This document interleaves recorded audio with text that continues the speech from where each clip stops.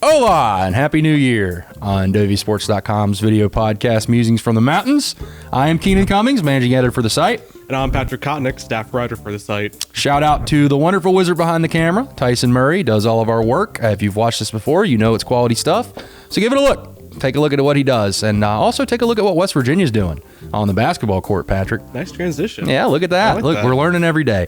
West Virginia got a big-time win. Biggest win since arguably 2017 for the West Virginia basketball program in the regular season.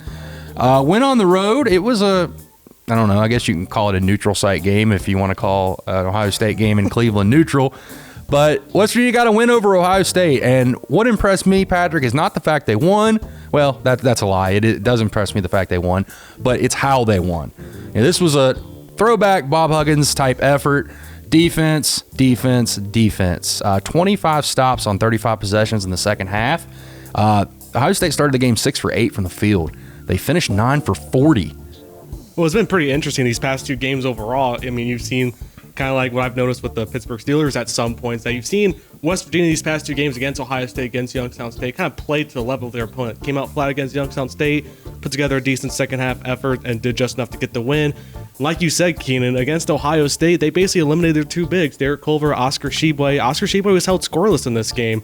I know there were some ticky-tack fouls that were called, but whenever those two got the ball in the paint, there's double teams, there's at times triple teams, they force turnovers. Give credit to Ohio State in that area, but look at what West Virginia was able to do. They played great defense. They did just enough with Miles McBride and Chase Harler. Had two, those two guys had two great performances. Just simply out-toughed Ohio State there. Yeah, they did out-tough them, and I think that's what carries. That travels. I picked West Virginia to beat Kansas, which we'll talk about Kansas here in a minute, in the 3-2-1 this week, which is bold for me, considering West Virginia's never won there, but it's how they won that game, and how they have been winning this year is what's really impressed me. And it's hard to believe that great defense. I mean, Ohio State, that was a season low points for them. Yeah, they shot 49% from the field coming into that game. West Virginia holding them to 30%, and that number was in the 20s in the second half. But what has impressed me is it's a total team effort. This is a team that it's hard to believe a year ago this was a West Virginia basketball team, because it was disconjointed. It was a bunch of players kind of playing for the name on the back of their jersey instead of the front. Lineups. Yeah, different lineups, and now you've got, really, it feels like a total team. As cliche as that is, this is a basketball team that plays together. It's somebody different every night. You're talking about Jermaine Haley. You're talking about Miles McBride. Sometimes you're talking about Culver or Chase Tshiebwe. Harler this past game. Chase Harler. Yeah. I mean, it's different players, and they're all contributing. I do something after games called observations, where I kind of look at what players did, stats, numbers, all that.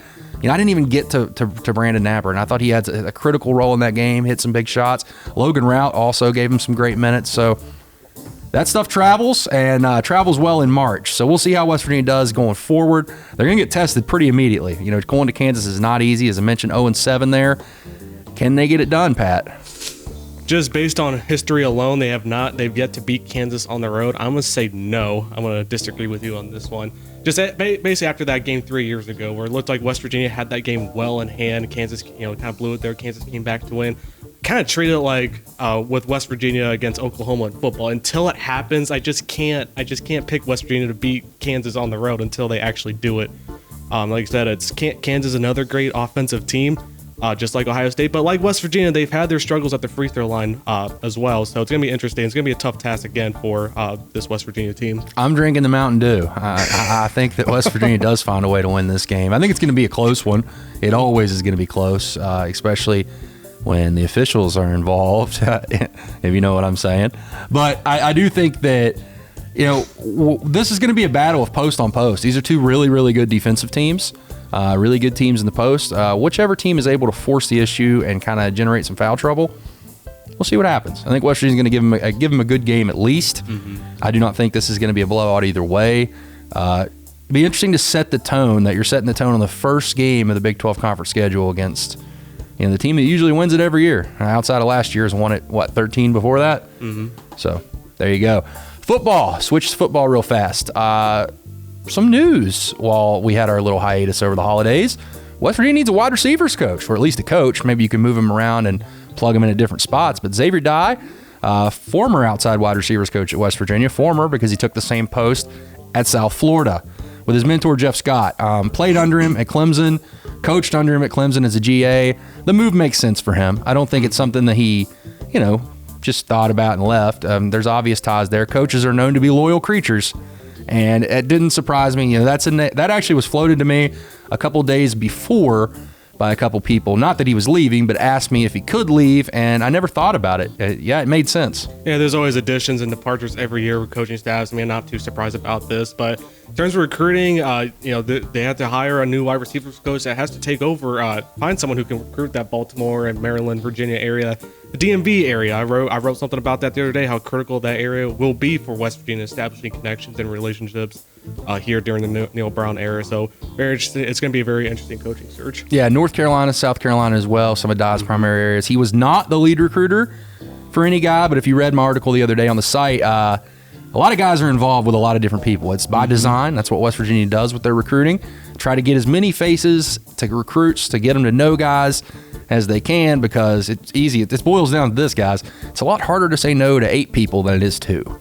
That plays over the long term, and obviously, as you saw with the results in the last class, West Virginia put together a pretty good group in a short period of time. Recruiting-wise, moving forward, West Virginia still got some 2020 slots to fill. Have 3, 4 if you don't count Jacob Gamble, who's committed but not signed. The plan, in my understanding, is he plans to sign in February, so that gives you 3 slots to fill. One of those is going to be a running back. One of those is probably going to be an offensive lineman. And then the last one's probably going to be whoever is best available. So you figure that out. It should kind of work its way out here in the next couple weeks. And also, don't worry. I think West Virginia could probably get creative again and add some guys, some transfers, some other things if the scholarship numbers are dire. One football roster news of note: Josh Seals is staying in conference. We reported a while back that he was in the transfer portal. Well, he's found a home. He's going to Oklahoma State, which, I don't know, maybe it was the ag program, maybe it was the fact he wanted to stay in the Big 12, maybe he's a mullet enthusiast. But Josh Seals, West Virginia's, I'd argue to say best returning offensive lineman, is no longer a Mountaineer. So we'll see what happens there. The deck is stacked against Matt Moore and trying to figure out that situation. That's going to be where if a difference is made next year, it's got to start up front. Definitely, offensive line, definitely a big question mark for West Virginia, as it was this past season, heading into Neil Brown's first season. So definitely interested to see what Matt Moore is able to do. Kansas game, 4 p.m. on ESPN Plus, everybody's favorite. If you look at the blue light, it's a nightmare. But tune in, enjoy it. It should be a fun weekend. But thanks for watching another episode of Musings from the Mountains.